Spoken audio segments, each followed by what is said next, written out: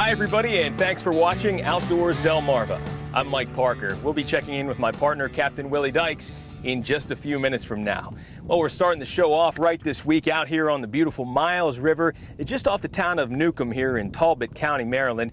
You know, everybody always says, if you live on the Eastern Shore and you ain't crabbing, well, you ain't living. Well, today we are living it up, and I am happy and lucky, I should say, to be spending some time with a couple of recreational crabbers who know this area and also know a few different methods for catching these blue crab. See, because when I was here last time, I caught a few by the dock, and then I didn't catch much out there toward this truck here. There are certain guys who you can just tell are born to do something.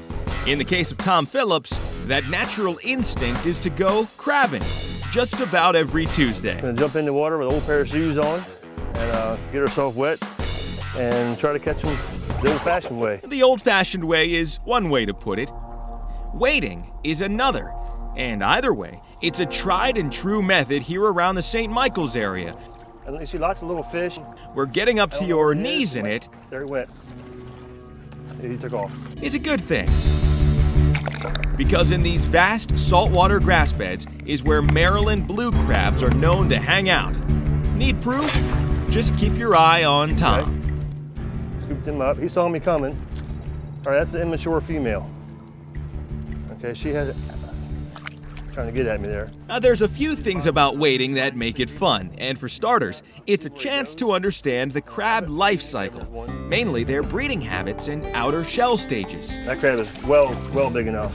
For instance, find a mature male hard crab in a cove like this, there's a good chance he's holding on to a female in her soft shell stage. There's your hard crab that was on top. The female underneath, okay, she was a salt crab the first part of this tide. She's now gotten hard enough, we call her a paper shell. You can see where her shell is not soft, but it's not real hard either. It's kind of in between. It buckles when you push it. He mates with her while she's soft. Takes about 4 or 5 hours or so. And then once that process is over, she starts to become hard again. They pretty much, not much romance there. They go separate ways. He's done what he has to do, and she's now, you know, fertilized with eggs for the next generation of crabs, and she's now a silk. She's become pregnant with eggs. And for the recreational crabber, hard-shelled females are off limits, so you've got to know how to identify the sexes. For one, females have a distinct red tip on their claws. For history buffs, go ahead, flip them over. You'll like this. The female apron resembles the Capitol Dome, while the male is the Washington Monument.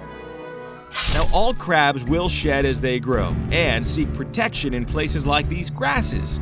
So there's always a chance of netting a big, soft-shelled male like this, too. Can't bite you, can't hurt you. Not at this stage, you can't. So, pretty cool, huh? Using a float design that Tom's brother-in-law perfected for him a few years back, the vulnerable soft crabs will be stored separately from the aggressive, hard-shelled ones. And after about an hour of instructional fun out here, we're headed back to the truck with about 7 or 8 keepers. I think that was the big old motor that Mike called right there. The one with the bad attitude. Yeah. The one staring me down? Yeah, staring down, yeah. And they will bite you. Every time, yeah.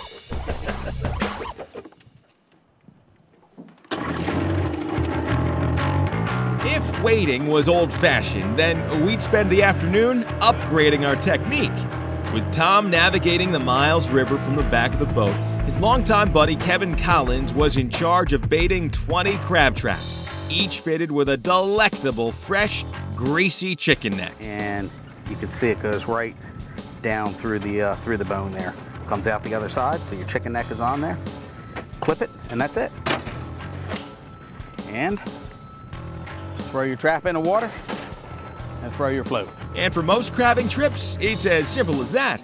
Just repeating until you've got a nice line of traps to tend over a few hundred yards of water. But this is Outdoors Delmarva. And we've got a few toys we like to bring to the party, including our underwater crab cam. Fastened tightly to the inside of the trap right next to the chicken neck. As we drop it about 9 feet or so to the river's bottom, the only thing we can do is let it soak. And we'll be checking back in a few minutes. Kevin does that, I'm happy. Okay.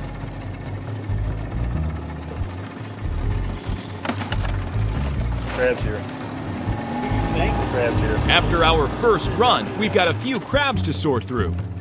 Returning all females and any males that don't measure at least 5 1/4 inches across from tip to tip. Hopefully, it's the early makings of a bushel. Now back to the crab cam, where our little experiment is yielding some impressive results. First, as we see what appears to be a camera-shy crab approaching the trap, but it never enters. But after just a few more minutes, we've got the shot we were hoping for, as this female enters the trap and starts chowing down. Just look at the power of those claws. She is in control. So imagine her surprise when Kevin yanks the rope, sending the crab suddenly soaring to the surface at Mach speed. She is on video, okay? We have her on. We have the female on surveillance, okay? We know what she likes to eat. We know how deep she hangs out. And now we've got a perspective even these longtime crabbers have never seen before. After a few more trips up the line, we've got enough keepers for a 3-man feast. And as we head back to the docks, it's been a day of old school tricks, new experiments, and an overall experience you gotta sink your claws into. Hey, get outdoors, Delmarva.